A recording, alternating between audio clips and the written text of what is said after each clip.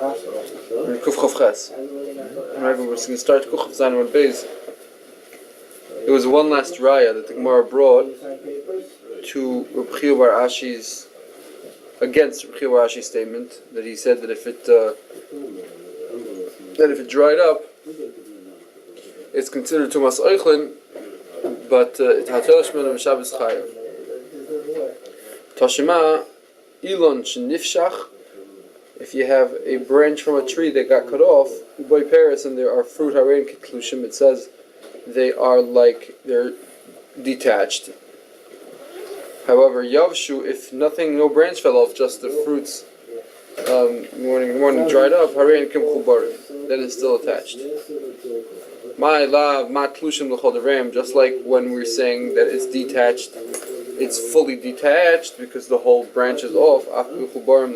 So too, when it's attached, it should be the seven. It should be attached for everything. And this is a steer to Rabbi Bar Ashi, who says that Lagabi Shabbos, Lagabi Tumas Eichlim, it's considered detached. Says no, don't bring me a raya from the Reisha of the Seifa.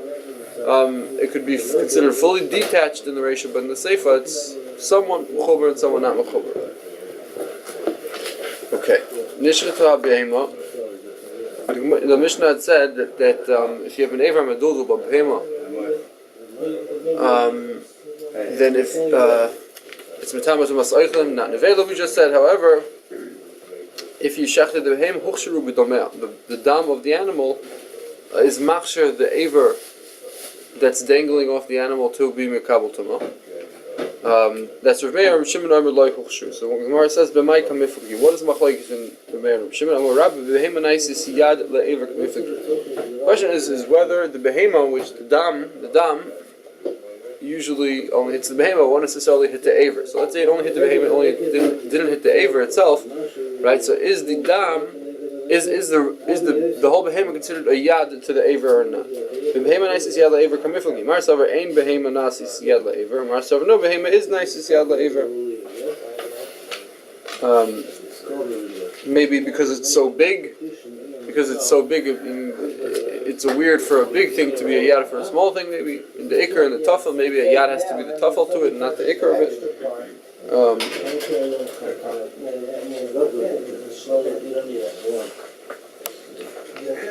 And of course, according to this understanding, both of them have to hold that yesh yad lehechsher.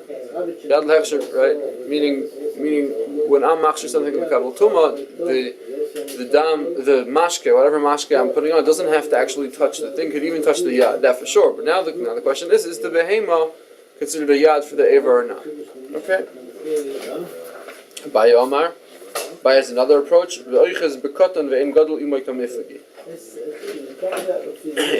you're touching, let's say you have two parts, one katan and one gadol, you have one chefza with two parts, katan and gadol, and if you grab the katan, and the gadol will not be picked up with it. Why? Because the katan is so much smaller in regard to the other part that's gadol. And if you pick it up, like over here in the aver hameduldu, if you would grab the animal by the aver and pull, it's going to break.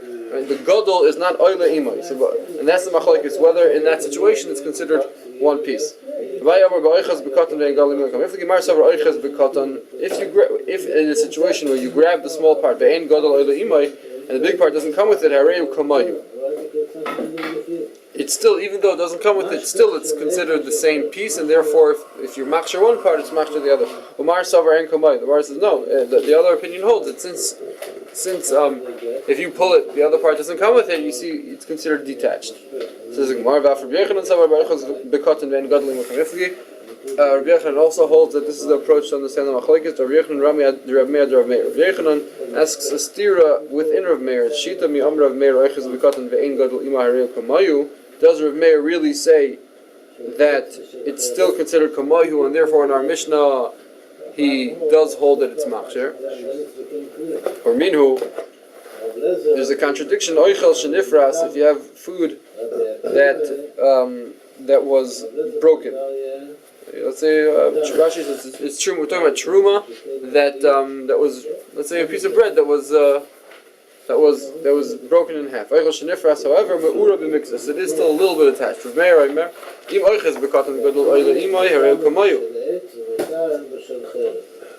the small part, that's in this piece of food that was split, right? And if the small part, if you would grab it, and then if you would grab it, the big part would come together with it. Then it's considered the same thing. If not, it would not be considered kamayu. Right, so it's a stira. So it's a stira, because over here Rav Meir holds that it has to actually come up with it. When we're talking about if a person who's tamei, Rashi says a tvul yoim. More is going to call it a tvul yoim. If a tvul yoim touches it, then the other part is also tamei. Right? If he touches one part of the piece, the other part that's ripped apart is also going to become tamei. But that's Rav Meir explains that that's only true if it's so attached that if you pick up the small part, the big part comes together with it. Rabbi Eliyahu says, this sheet is out of place. Rav Meir should hold the opposite. So the Gemara says the Gemara, my kusha, what's his big kasha? Maybe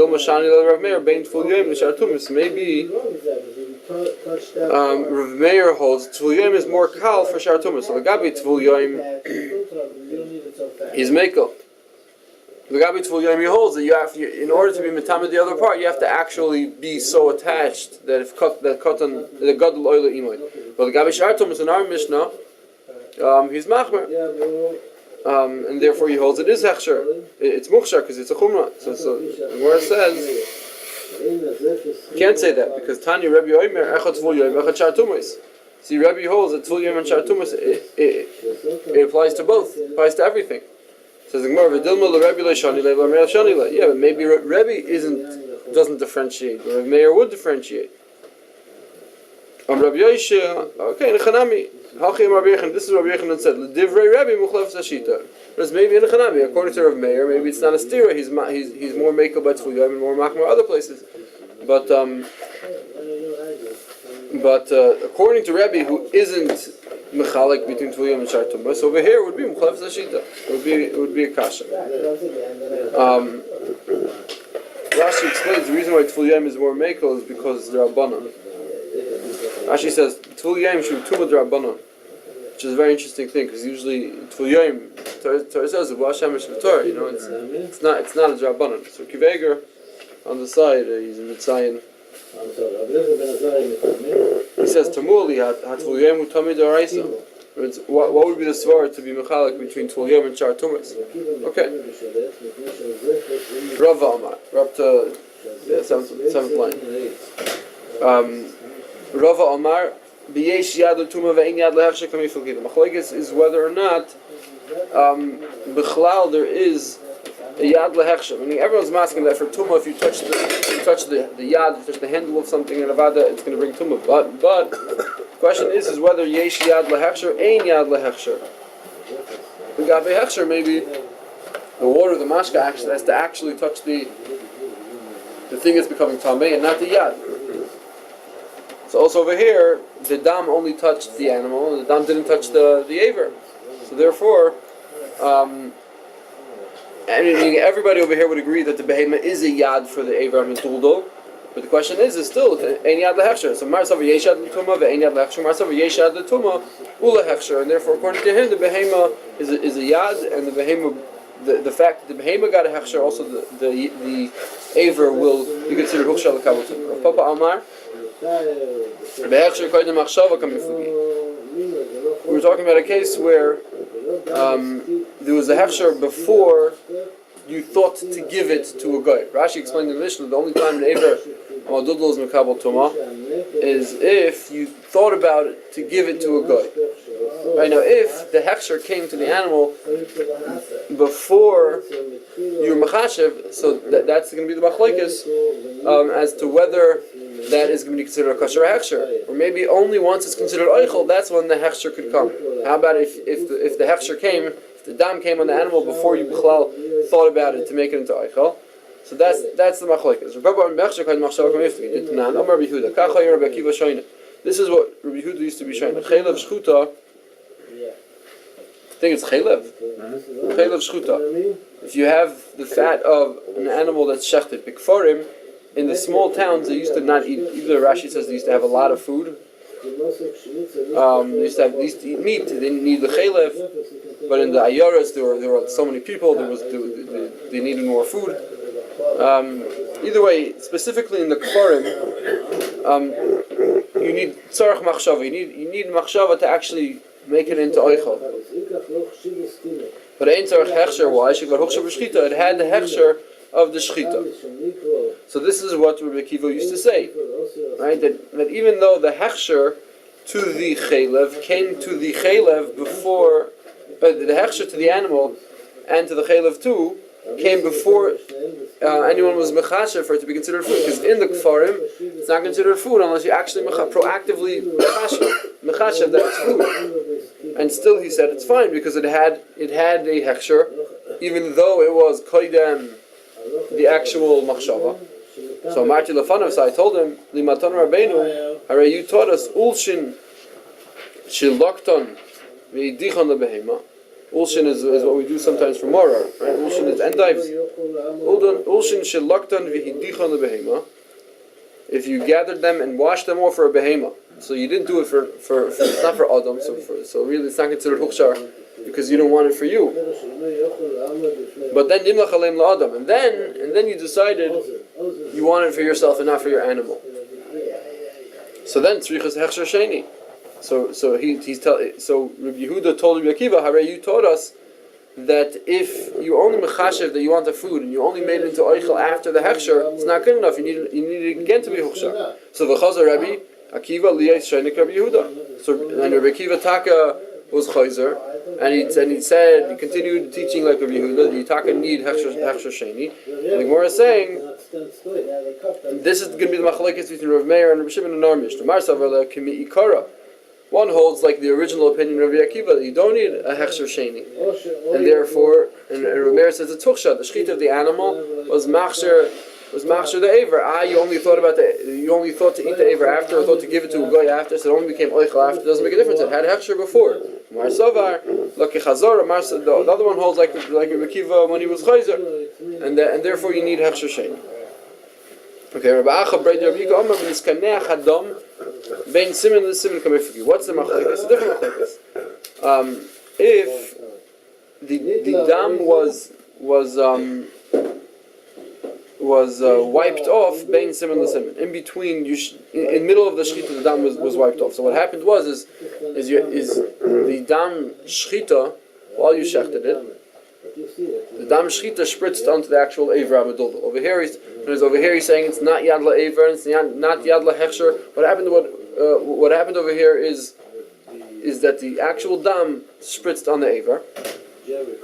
But the question is if that dam is considered dam shchita, because we hold that only dam shchita is only real dam shchita is considered machshel kabel tumah, because the Torah says al haaretz tishpechem, and so there's a hekesh between dam shchita and mayim, and therefore we need to know if it's a dam shchita, if it's dam or dam chalolim. There's another pasuk that says dam chalolim, the dam of a corpse if it's killed, but if it's a regular, if you just take a knife and slice a behema, it's called dam makar, and dam makar is not machshel, and therefore if we need to know that the dam that spritzed on the aver is considered dam shchita.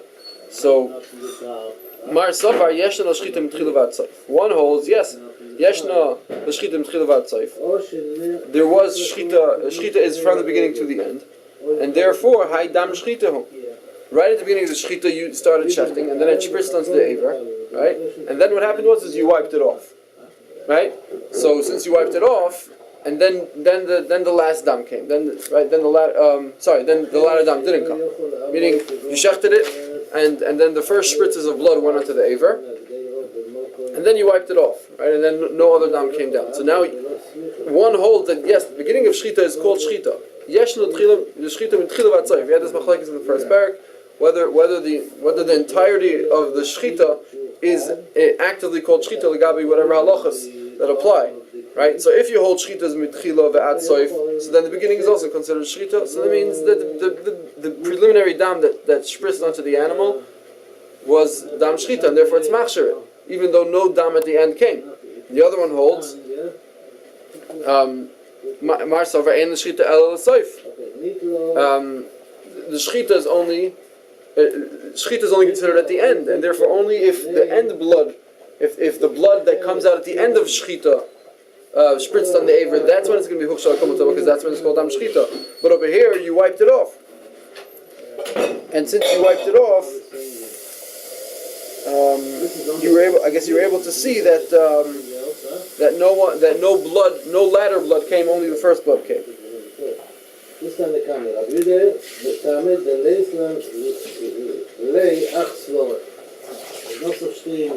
Torah that if it's not between a different piece, no become an oil, not so stream. Yeah. Okay, I'm not sure. Why does it have to be wiped off? Why? There's a whole big thing in note 17 about why it has to be wiped off. It says, it was to remain upon the Aver until the Shechita is completed, it would cause the Aver to become septic, machshir, even according to Rav Shimon. This is because the pasuk comparing dam to mayim does not refer only to the small amount of dam that flows at the moment the Shechita is completed and becomes classified as Shechita, rather refers to all the blood released by the Shechita, from the very first drop to the last. Okay. So it would be classified as dam Shechita, even if you hold ain't Shechita until the silk, even though the blood that came before. Unless there was a thing, now that we wipe it, so now it's not there anymore. The entire dam Shechita. Right. So you wipe it, it's no longer eligible. Yeah, note 17. meaning it's during the time spent. We don't care about if it's the first. It's not about whether it's the beginning of the dam. It's the beginning dam or end dam. It's not about which blood spurts out. Any blood that comes out during Shechita and is still there while you shech the animal, it's a problem. So therefore, you have to make sure you wipe it off, and then so that at the soif Shechita the dam isn't there. Because if at the soif Shechita the dam isn't there, then everyone's masking that even though it's the beginning dam that came out, right? It's the first dam that came out. It doesn't make a difference. At the end of the day, since b'shas Shechita there was dam there, so that's called dam Shechita. Okay. Rabashi Omar. B'shchita machsheres v'lo dam kamiflu. The machlekes is whether shchita is machsher or not dam. Rabbi Shimon has a shita that holds that shchita alone is machsher. And he holds that even if there's no dam, let's say an animal, you shech an animal, no dam comes out, it's still machsher because the shchita works legabe making the animal roy lachila kashrus wise, right? So too the shchita itself can be machsher and makes it oichel legabe kabbalas tumah. But over here, that the shechita is not machshir the aver to be eaten, because we say that the aver itself will always be also, even if it's kosher shechita, because we learn from the pasuk basar basar the treifel leisachelu, any basar that's yoytzel and chitzasa is asur ba'achil. So because of that, Reb Shimon holds that because the shechita doesn't work to be machshir lachil, the shechita can't work to be machshir the actual aver lachila too. So that's why Reb Shimon holds it's not huksha. But Reb Meir holds that that it's the actual dam that makes it. I guess the dam that hits the animal is a yadla tumah, is a yadla hechsher for the aver. So the fact that the dam hits the animal, it's going to hit it's going to make the aver huksha too. Reb Shimon holds no, the dam he holds the dam isn't enough, because he would hold that the behema is not a yadla tumah, or it's not. I mean, it's not considered a yadla aver, or the behema is not considered a yadla hechsher, and therefore the only way to be machsher is al yidei the shechita. But this shechita can work, but the shechita doesn't work for the aver. Reb Meir would hold no. The dam itself is enough to be machsher the aver. Okay. BeiRav. Rabba asks, let's say that this animal, while it's still alive, right? Rabba explained that the machlekes is whether nice is yad la'aver, whether the behema, right? Rabba explained on Kuf Chazayin and Beis that Rabba explained that the machlekes in our Mishnah is whether the behema could be a yad la'aver, right? So he's saying, how about while it's alive? Even if you hold it is a yad la'aver, is that only once the animal is dead, or even while the animal is alive? And when the animal is alive, it can not be kabbalah tumah at all, right? But the aver can, right? So if you're telling me it's a yad la'aver, maybe even while it's alive, the Gemara says take it. We're not sure. Maybe while it's alive, it can't transfer any type of thing for tumah because things that are alive can never become a tameh. Amar Abai, Harei Amru. Kishus shinata ba'otzitz. If you have a squash that you planted it in a flower pot, right, in a pot that didn't have any holes, so it's not considered attached to the ground. If it had holes, it's attached to the ground. Otzitz nakar. Over here, it's otzitz sheinu nakar. So then higdila, this plant grew, and it overflowed over the side of the pot. So it's tahira. So we say it's tahir. Why? Because it's considered. The outside is considered attached, meaning anything that's draping over the pot, right, and over the ground. So then it's yonik from the ground. It's considered attached. But anything, therefore, it's tahir. You can't be mekabel tumah because it's attached.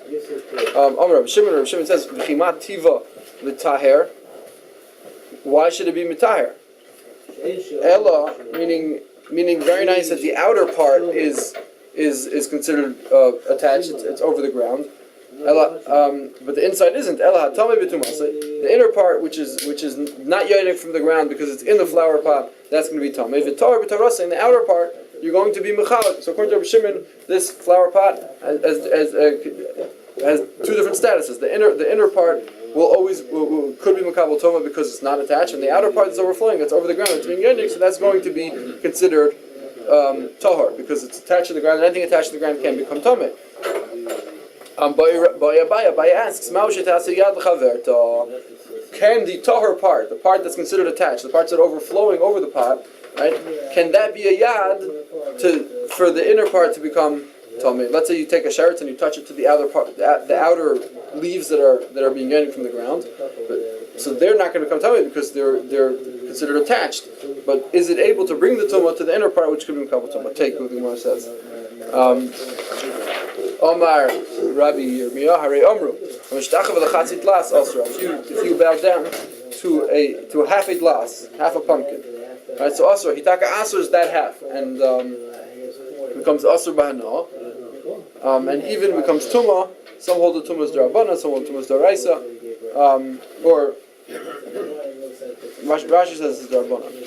So by Rabbi Yirmiyah, right, you have this chatzit glass that you bow down to half of the aser. The mamshet to aser yad l'chaverta could the half that you didn't aser become a yad to chaverta either for the tumah,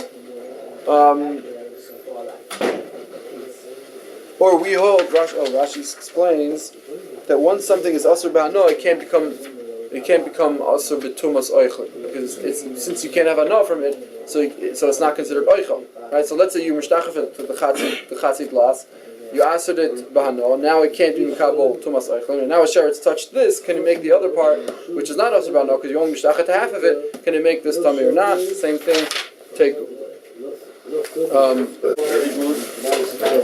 Amar of Papa, Harei Omru Yichur Shel Te'ena. You have a branch from a fig tree shenifshach that was removed, but still me'ur b'klipasa. It wasn't fully detached. It's still with the bark. The bark still attaches the branch to the tree. Rabbi Yehuda's metar v'chachamim arvim im yochel lichya is tahor. If it can regrow, if you were to tie it together and reattach it, and it would still grow fruit, so then it's tahor. Im lav tamei BeiRav papa. In the situation where it's tamei, right, when it's able to be mekabel tumah because it's already removed. So in that situation, let's say you would touch a sheretz to the tree, right? So would the tree be considered a yad l'tumah and bring the tumah to the part that could be mekabel tumah, or not? Or Rashi explains a different shot. Maybe if you have a double. If you have one branch that's somewhat removed and then another branch that's removed from it, right? And the one that's removed from it is considered totally tamei, able to be mekabel tumah because it can't be chai. So can the first branch that's a little bit removed bring tumah to the second branch? Okay, either way, the same idea. whether something that's attached, the part of the tree that is tahor could bring the tumah to the part that's tamei. Take. This is talking about an Evan Amnugas, next week's parsha. If you have a house that has tzaras, so there's two stages of tzaras. In the beginning, what we do is the kohen comes in and he takes out just the Evan, but it says so avonim asher bohen hanega, which means you don't destroy the entire house. You just take out the Evan that has the actual tzaras on it. But it says so avonim, so you have to take off the full. You have to take off the full stone. Later on, if the tzaras persists and you have to destroy the whole house, right? So then you take away all the avonim. But over here, this situation is talking about is, let's say you have a cornerstone. Evan Shabazavis is a cornerstone that's connected. Let's say it's in between two houses. It's about the wall. So let's say the wall is made out of 2 rows of stones. Right? 2 rows of stones. One's in my house, one's in your house, on the other side, an attached house. Right? But on the bottom layer of stones, they don't put 2 stones. They put 1 big stone to sort of to strengthen the wall, support the wall, so that it's 1 big bottom layer. And then on top of that, they put 2 layers of stone for the 2 walls. So if you have an Evan Shabazavis, which is one of these cornerstones that are very wide and go from my wall to your wall. If you're doing chilatzus avonim, which is the first stage, since it says avonim means you have to remove the entire stone. So then chilat is cool. I even have to remove if on my side of the wall I see tzaras, I have to take away the Evan, the whole Evan, even if it goes to your side. Ukshu noititz, however, if you're being noititz, which means the stage of when you're moving the entire house, if the tzaras stays, so then noititz is shaloi b'nyachash chaver. Then you get to keep your chaver. It's only your part, because it doesn't say avonim. It doesn't say the word avonim, so you don't learn that it has to be shalom. It means you can already crack the stone and take your half of the stone and throw it out, and not his half of the stone. So in that situation where half the stone is tamei and half the stone is not tamei, the halacha is that an evan amnugas, an evan has tzaras and tamei be'oil. So the question is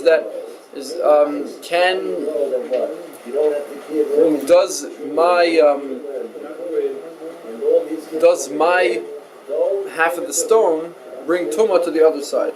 Right? It should half the stone is tummy now, and the other half is tahor, right? But is the chelik hatar considered a yad to bring the tumah into the other house, right? If it goes into a house, it will make it tummy. Right.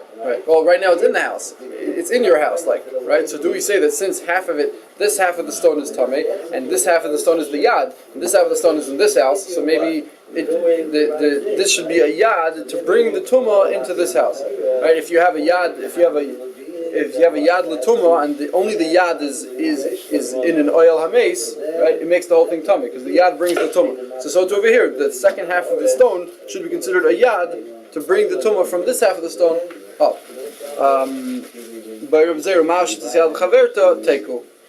Okay.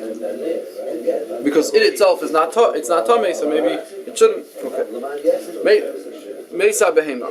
Now the Gemara goes back to the Mishnah. The Gemara said that if the animal dies, so the basar needs hechsher because there was no shchita, and ha'ever is mitamim mishum ever min achai, ve'ena mitamim mishum ever min avela. Because we hold the concept misais and niful, which means that when the animal dies, we look at it as if it was already taken off before it was alive, which means that it's considered ever min achai. This ever meduldul has a status of ever min achai, even though it was still a little bit attached until the animal died. It still can be misais and niful, the death of the animal, as if the ever falls off. If it falls off, it's considered ever min achai.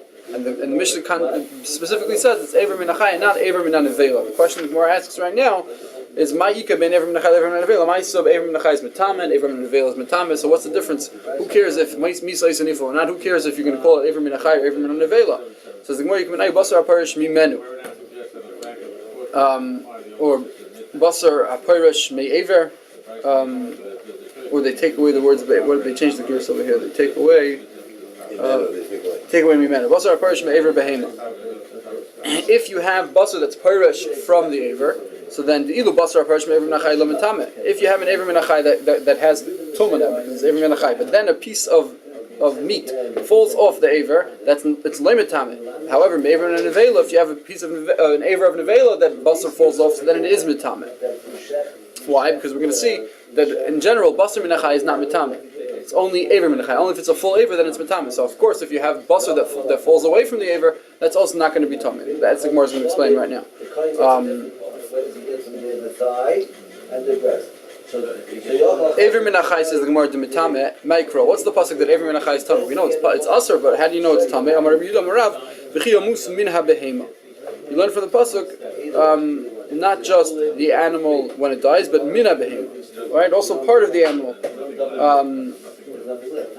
Also part of the animal, meaning also just an aver that dies. If just the aver dies, meaning it falls off and now it's dead, has no life source anymore, that's also mitam. It says the Gemara, isn't this needed for the other thing that we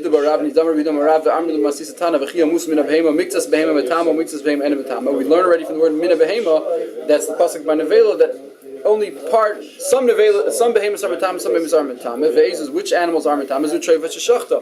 Right? Even though when you shecht an animal and you found treifa, it's not kosher, right? So really, maybe it should be considered nevela. Kamash malan, no. Only some animals become nevela, some animals don't. So you already use the word min. So may behema. My mina behema. Why does it say mina behema? It teaches you shma min atarti. It teaches you two things. First of all, that an animal that you shechted and its treifa is not mitame nevela, and also this, that an aver minachai is mitame benevela. It says more yachi afilu basar nami. Maybe also basar mina behema, right? Also maybe also basar should be mitame. It says more lo sakadav Tanya.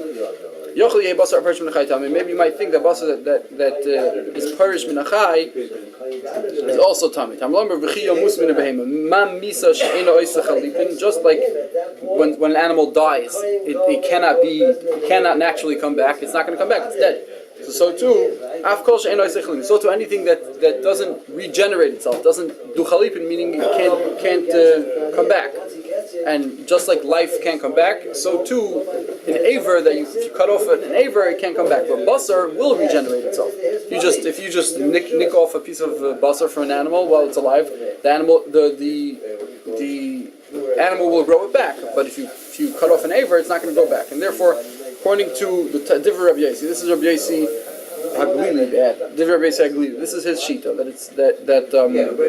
okay. Rabbi Kiva Aimer behema. We learned it from the word behema. Ma behema gidim vatzomis. Just like the behema is gidim and vatzomis, right? Behema is not just basar; it has to be gidim vatzomis. So too, afkol gidim vatzomis. In order for something to be mitame ever menachai, it needs to have gidim and atzomis, blood vessels, I guess, and bones. Rabbi Omer behema. No, he goes even further. Ma behema basar gidim atzomis. Afkol basar gidim atzomis. According to him, you need basar gidim and atzomis in order for something to be mitame ever menachai. Now the Gemara explains the difference between the Tanoi. Ma'ika bein Rebbe and Rebbe Kiva. What's the chilik between Rebbe and Rebbe Kiva? Ika beinai arkuva. Rebbe was the one who added that you need basar, right? So according to Rebbe, if you have an arkuva is the lowest part of the leg. Well, arkuva could also mean a knee, but I think over here Rashi explains that it means the bottom. The animal has like three parts of his leg. This is the bottom one, and over there there's no basar. It's just gidim vatzomis. There's no actual flesh. It's just bone. So in that situation, Rebbe would hold it's not every minachai because it doesn't have basar, and Rebbe Kiva would hold no, you don't need basar even for to be matam every minachai. All you need is gidim vatzomis. Okay. How about Ben Rebbe Akiva? What's the nafkamina between Rebbe Akiva holds you need basar gidim, you need gidim vatzomis, and Rebbe basically who holds that it depends on if something regenerates or not. Either way, an arkuva, this part of the leg won't regenerate. So according to both of them, it should be considered every minachai. So as the Gemara ma'ika beinayu, Amar Papa kul yivanim sefasayim ika beinayu. Let's say the kidney was removed while it was alive. Or nifs vasayim is the lips. So in that situation, Rabbi Akiva would hold hare. There's no gidin vatzamas over there, right? So it's not ever minachai. It's basar minachai. It's not mitame. But according to Rabbi Yossi, if someone chops off a lip, it's not going to regrow. Therefore, according to Rabbi Yossi, it should be considered ever minachai because according to him, the criteria is whether if it doesn't regrow, it's considered ever minachai because it's considered dead. Tani nami hachi gabashratzim. We have the similar machlekes by shratzim. Kai gavla yachol basar aparish min shratzim. Maybe basar that's purish min shratzim. The shratzim that are mitame, right? Maybe basar that's parish min tami tamalam or b'moisam. Ma misa she'ena isa chalipin. Only misa, which can't grow back, can't come back. Death can never be undone. Of course, so it's something that can't be undone, can't be regenerated. Rabbi the same thing Rabbi Kiva says. It needs gidim ba'atzamis, and basar is not going to be mitamer. Rabbi Omer sheretz masheretz basar gidim ba'atzamis. I've called basar gidim ba'atzamis. The Gemara goes through the same thing. Bein Rabbi Kiva ikibinay arkuva. The nafkamina between Rabbi and Rabbi Kiva is if you have something an arkuva like this part of the leg that has no basar, but it has gidim ba'atzamis. So according to Rabbi Akiva, it is Eivir Menachai. According to Rabbi, there's no basar. It's not Eivir Menachai. It's not mitamer. Bein Rabbi Akiva basically ma'ikibinay was the b'chiluk amar papa kol even if it's the same thing. And if you have something that will not grow back, so according to Rabbi Eliyahu, it is Eivir Menachai, but if it doesn't agree with Matzamas, so Rabbi Akiva says no, it's not Eivir Menachai, so it's not Matam. It's considered Basar Menachai. Okay. With Tzricha, you need both by Nevela and by Shratzim. By Behema, Hainu Taima Delay Matam Mechayim, because Behema is not Matam Mechayim. Basar is not Matam Mechayim. Why? Mishum Delay Matam Bechadasha. Behema, the nevela is not mitame ba'adasha, right? You need actual zayis. Sheretz is mitame if you have basar only the size of a lentil, right? So you see sheretz is more chomer. So maybe sheretz should be mitame basar apirish minachai. Aval sheretz the mitame chadasha emo mitame mechayim. Even basar minachai should be mitame. Be'i ashmi'in and sheretz. And if you tell me about sheretz, mishum delay mitame b'masa. No, sheretz is a thing that's not mitame b'masa. Even if you carry it without touching it, it's not mitame. So therefore, it's le mitame mechayim. Aval behema, the behema is a chumrah that it's mitame b'masa, and therefore ema tetame mechayim basar minachai is tame, and therefore you need both drushes, one by nevel, one by sheretz, tzricha. They're both needed. Okay, let's stop here. We'll tomorrow.